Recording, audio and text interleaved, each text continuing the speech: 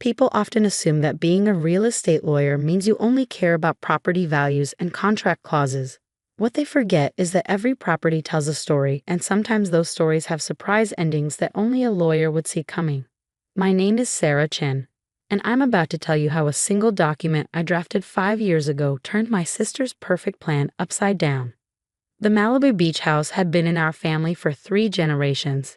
Grandpa bought it in 1960 when the coast was still relatively undeveloped, a modest 3-bedroom overlooking a pristine stretch of beach. Today, it's worth over $8 million. But its real value isn't in the property listings, it's in the memories woven into every weathered board and sun-bleached deck. To Sarah and Jennifer, Mom said, raising her champagne glass at my sister's housewarming party. Though of course, Jennifer will be the one really enjoying it now. The gathered guests, mostly Jennifer's friends from her social circle, murmured appreciatively. The beach house was prime real estate and everyone knew it. Jennifer beamed, elegant in her designer sundress that probably cost more than my monthly mortgage payment. At 35, she'd mastered the art of being the perfect socialite daughter, always available for charity galas, always ready to host the right people, always making the right connections for our family's real estate development business. I, on the other hand, had chosen a different path. At 32, I built my own law practice specializing in real estate and property law. Not as glamorous as Jennifer's social butterfly routine, but it had taught me something crucial. The devil is always in the details. Sarah's too busy with her little law practice to appreciate a place like this anyway, Jennifer added, her smile not quite reaching her eyes. All those dusty contracts and boring meetings. When was the last time you'd even took a vacation, sis? I sipped my champagne, thinking about the document locked in my office safe. Oh, I make time for important things. Mom laughed. Important things like working 60-hour weeks. Jennifer will make much better use of the house. She knows how to entertain, how to build the right relationships for the family business. I moved to the deck, ostensibly to admire the view but really to escape the subtle digs at my career choices. The Pacific stretched out before me, waves catching the late afternoon sun. How many summers had we spent here as kids? Jennifer organizing beach parties while I sat on this very deck, reading law books and dreaming of following in Grandpa's footsteps. Don't let them get to you, said a quiet voice behind me. I turned to find David Martinez, my oldest friend and fellow lawyer, holding out a fresh glass of champagne. They're not, I replied, accepting the glass. Just thinking about some old documents. David raised an eyebrow. He'd been my study partner in law school and now had his own practice focusing on corporate law. The kind of documents that make that smirk of Jennifer's premature. I smiled slightly. You remember that summer 5 years ago, when Grandpa was sick? We spent 3 weeks here helping him organize his affairs. Jennifer was too busy with her summer parties to help. I nodded, watching Jennifer hold court by the pool, already planning which of her socialite friends would get invited to which weekend gatherings. Grandpa knew more about property law than most lawyers. He taught me everything I know about the importance of reading the fine print. Sarah, Mom called from inside. Come help Jennifer show everyone the new renovations she's planning. I rejoined the party, listening as Jennifer outlined her vision for modernizing the house. New kitchen, expanded master suite, infinity pool replacing the traditional one our grandfather had built himself. Of course, we'll need to clear out all this old furniture, she was saying, gesturing at the carefully preserved mid-century pieces Grandpa had selected. Make room for something more current. Those pieces are antiques, I said quietly. Grandpa collected them specifically for this house. Jennifer waved her hand dismissively. They're outdated, like everything else here. This place needs a complete overhaul to reach its full potential. And you're just the person to do it, Mom beamed. Unlike some people who never saw the property's real value. I thought about the summers I'd spent here with Grandpa, learning not just about property law, but about the house itself. The hidden details in its construction, the careful way he'd maintained everything, and most importantly, the legal framework he created to protect it. When are you starting the renovations? I asked, keeping my voice neutral. Next week, Jennifer replied. I've already got contractors lined up. This place will be unrecognizable by Christmas. I checked my watch. Interesting timing. Mom frowned.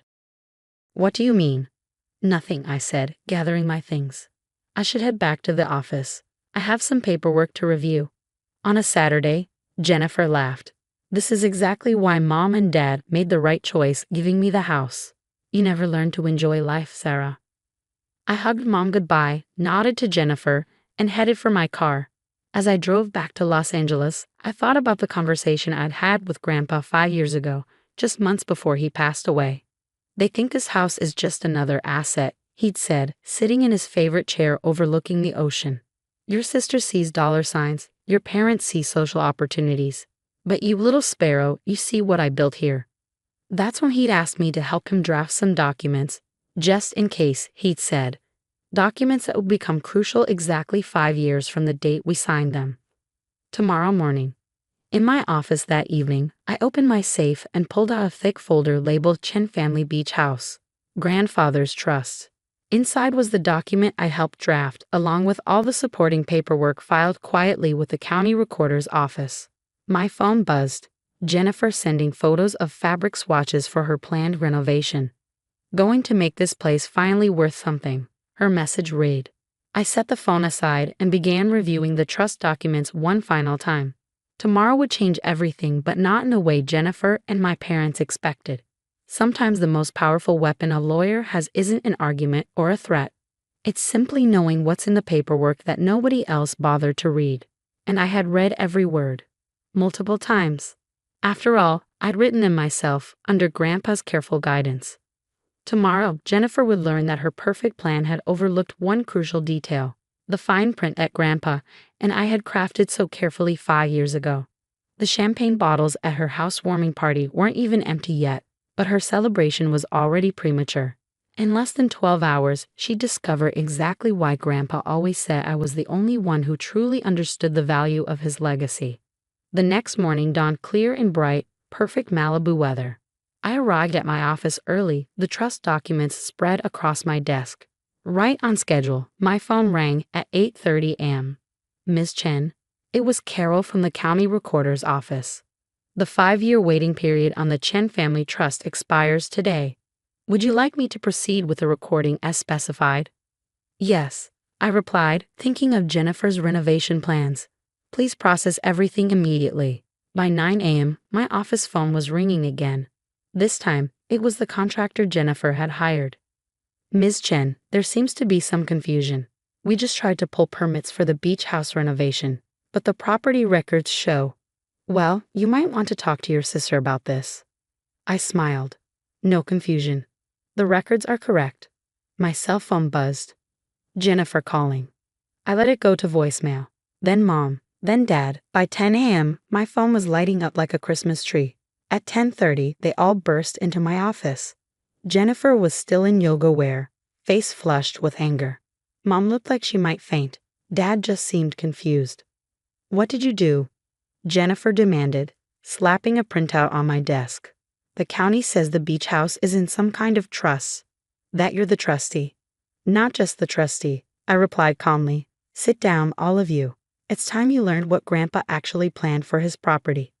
They sat, Jennifer practically vibrating with rage, Mom clutching her designer handbag like a shield. 5 years ago, I began when Grandpa was sick. He asked me to help him set up a special trust for the beach house. He knew exactly what would happen to it if he didn't protect it properly. Protect it from what? Dad asked. From being turned into just another asset to be exploited. I pulled out the trust documents. Grandpa loved that house not for its market value, but for what it represented, our family's heritage, our connection to the coast he fell in love with 60 years ago. That's ridiculous, Jennifer snapped. Property is meant to be developed, to reach its full potential. That's exactly what he was afraid of, I continued. So we created this trust. It had a 5-year waiting period to prevent any immediate challenges after his death. That period expired today. I handed them each a copy of the trust terms. The beach house can never be sold or substantially altered. It must remain in the family, maintained in its original character, available for any family member to use but owned by none of them individually. And I, as trustee, am legally bound to ensure these terms are followed. You can't do this. Jennifer's voice rose. Mom and Dad gave me the house. They gave you what they thought they had the right to give. But they never owned the house outright. None of us did. Grandpa transferred it to this trust 5 years ago. Everything was properly filed and recorded. You can check with any lawyer you like. Mom found her voice. But Jennifer's plans, the renovations, cannot legally proceed, I finished. The trust specifically prohibits any structural changes or modernization beyond necessary maintenance and repairs. The original furniture must remain. The exterior must maintain its historic character. The pool Grandpa built stays exactly as it is. Jennifer stood up so fast her chair tipped over. I'll fight this. I'll get the best lawyers in California to break that trust. You can try, I said mildly. But Grandpa and I spent weeks making it ironclad. We had it reviewed by 3 different estate attorneys. The waiting period was specifically designed to strengthen its legal standing. And I pulled out one final document. We included a contest clause. Anyone who legally challenges the trust automatically loses all rights to use the property. Forever. The color drained from Jennifer's face as she read the clause. Dad took off his glasses, rubbing his eyes. Why? He asked simply. Why didn't you tell us sooner? Because you never asked. You never asked what Grandpa really wanted for the house. You never asked why I spent 3 weeks here that summer, working with him on paperwork. You were all too busy seeing dollar signs to notice what was really important to him. I stood up and walked to my office window. That house isn't just property to be developed.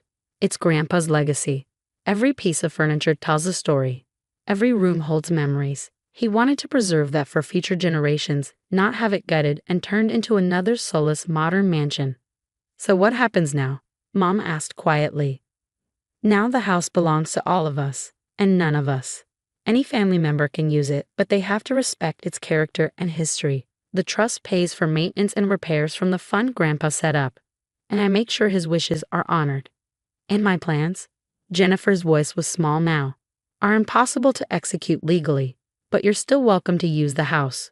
The real house, the one Grandpa loved.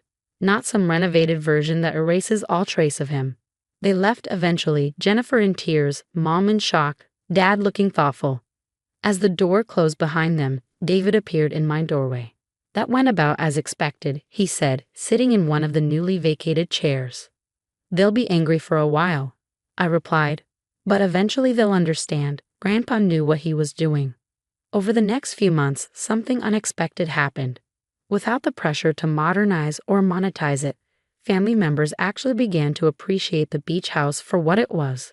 The original furniture, which Jennifer had dismissed as outdated, started collecting admiring comments from guests who recognized their mid-century value. Mom discovered Grandpa's old photo albums in the library and spent hours going through them, finally seeing the house through his eyes. Dad found himself enjoying morning coffee on the deck, watching the same waves Grandpa had watched for decades. Even Jennifer came around, eventually. I found her one evening sitting in Grandpa's favorite chair, running her hand along its worn arm. I never really looked at these pieces before, she admitted. They're actually beautiful. Grandpa chose each one specifically for this house, I said, sitting nearby. He used to tell me the story behind every piece. Tell me, she asked softly. So I did.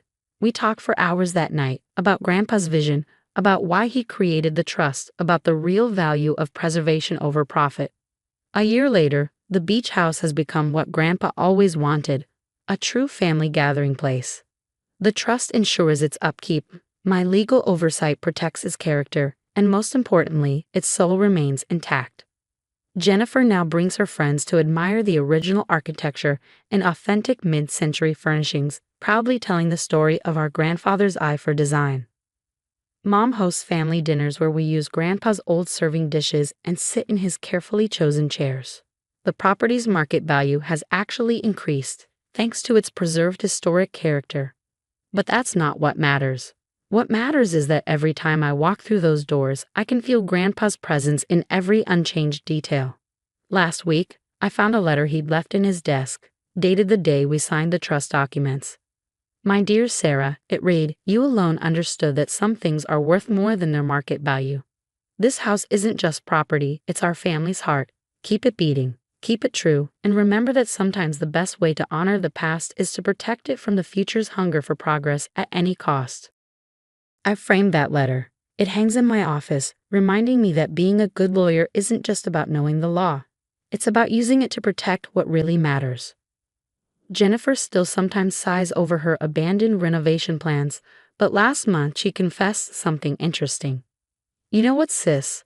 I think Grandpa knew exactly what he was doing when he made you trustee.